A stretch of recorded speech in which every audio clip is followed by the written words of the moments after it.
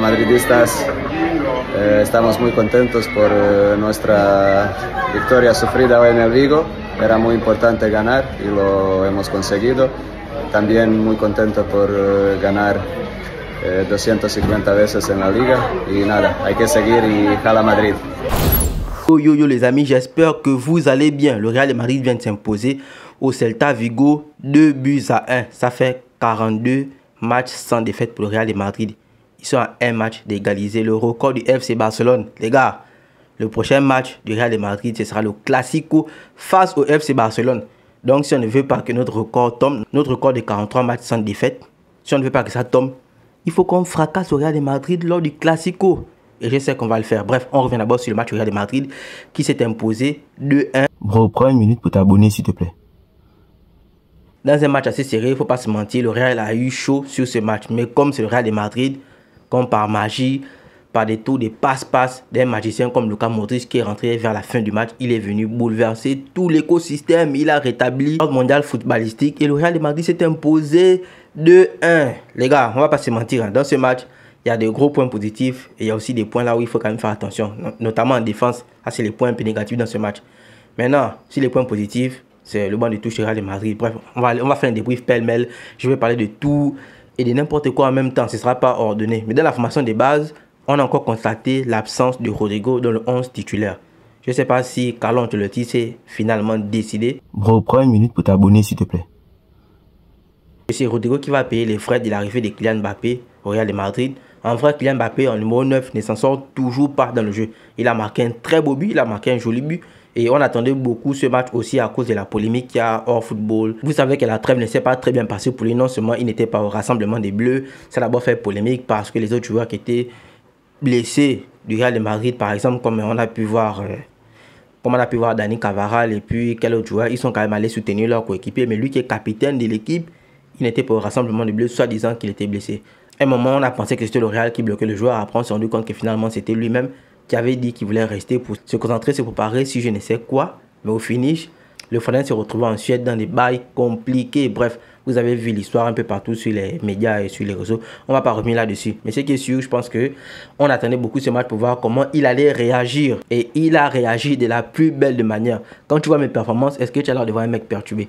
C'est comme ça qu'il a réagi. Un très beau but de Kylian Mbappé. Mais n'empêche qu'en première mi-temps, malgré le joli but de Kylian Mbappé, le Real de Madrid a vraiment des difficultés dans les entames de match. Je ne sais pas à quoi c'est dû.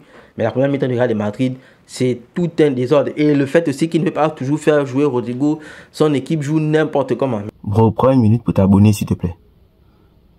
Ils ont eu de la chance grâce à un Thibaut Courtois qui a fait une masterclass dans ce match. Pour moi, l'homme du match, en vrai, ça se discute entre Thibaut Courtois et Modric. Je vais mettre Thibaut Courtois parce que comme Thibaut Courtois a joué tout le match et il a été monstrueux, le nombre d'arrêts que le gars a fait et des arrêts décisifs.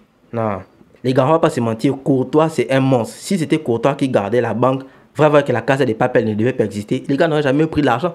Ça devait être impossible. En un seul match, le gars fait plus d'arrêts décisifs que Stertegel en une saison. C'est terrible. Bref, Courtois, pour moi, c'est carrément l'homme du match. Je n'ai pas vu qui a été nommé homme du match, mais n'empêche que c'est Courtois. Numéro 2, on peut dire Luka Modric parce que l'entrée de Luka Modric est venu changer la donne dans ce match. Vous avez vu déjà le but de Vinicius, tout part d'abord par un petit pressing de Rodrigo sur son côté. Ensuite, ils ont récupéré la balle. Rodrigo a eu la lucidité de servir Modric au bon moment et Modric a délivré un caviar de passes comme on n'en voit plus dans le football. Aujourd'hui, tu vois le nombre de joueurs. Aujourd'hui, tu peux voir le nombre d'actions là où l'attaquant fait l'appel, mais le milieu de terrain refuse de donner le ballon, mon frère.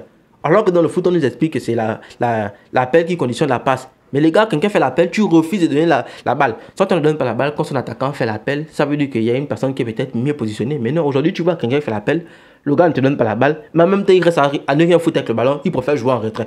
C'est des malades. Regarde la passe que Modric a fait. C'est ce genre de passe qu'on veut voir dans le football. Oui, je suis Barcelonais, mais les gars, quand c'est beau, c'est beau. Et là, j'ai apprécié l'entrée de Modric dans ce match. Bro, prends une minute pour t'abonner s'il te plaît. Non seulement il a été offensif, mais le nombre d'actions sur lesquelles le gars est venu défendre. Non. En tout cas, beau match au Real de Madrid. Ils ont gagné. L'heure des attaquants stars ont marqué. Vinicius a montré sa technicité et tout son sang-froid sur le but qu'il a marqué. J'ai réussi à placer la phrase. Et Bellingham a été tout simplement monstrueux de la première à la deuxième mi-temps. Bien que j'aime pas quand il joue sur le côté droit. Mais même sur le côté droit, il a pu se créer des occasions. Mais en vérité, Bellingham, c'est quand même le joueur polyvalent. Le gars, Mais en vérité, Bellingham, c'est carrément le joueur polyvalent. Le gars arrive à jouer à tous les postes. Il arrive à jouer à tous les postes. Il peut jouer faux neuf, il peut jouer numéro 10, il peut jouer ailier gauche, ailier droite, il peut jouer même récupérateur. Bellingham est monstrueux. En tout cas, j'ai hâte de voir ce que ça va donner dans le Classico face au FC Barcelone. J'espère que nos gars, déjà, on va gagner demain pour maintenir toujours l'écart à 3 points. Et dans le Classico, on pourra les fracasser pour qu'ils ne touchent pas notre record d'invincibilité. Parce qu'en vrai, si nous on n'arrête pas le Real, qui va les arrêter, les gars? Ils sont déjà à 42 matchs sans défaite. Nous, on a fait 43. Il faut qu'on les fracasse. Ce serait une très belle histoire que les gars étaient proches d'arriver au sommet, qui est le FC Barcelone. Et au moment où ils viennent affronter le boss, on les fracasse comme il faut, les gars. En tout cas, félicitations au Real de Madrid pour cette victoire. Au fait, j'ai aussi oublié de parler de Mingueza.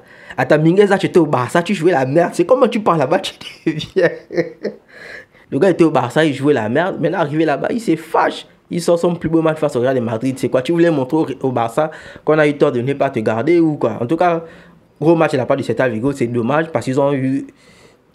C'est dommage parce qu'en face, il y avait un très grand Thibaut Courtois. Ça, en vrai, si le Real avait un gardien comme Iñaki Peña, je pense que Celta Vigo aurait pu marquer un deuxième, voire un troisième but dans ce match. En tout cas, bref, c'était tout pour ce petit débrief. Merci de l'avoir regardé. Merci aux gens qui s'abonnent. Merci aux gens qui partagent. On se capte demain pour le débrief du match FC Barcelone. Et surtout, on va se capter la semaine prochaine pour le Classico. Je pense qu'entre-temps, on aura joué le Bayern. Mais le week-end prochain, ce sera le Classico, les gars. C'était tout. On est ensemble. Peace.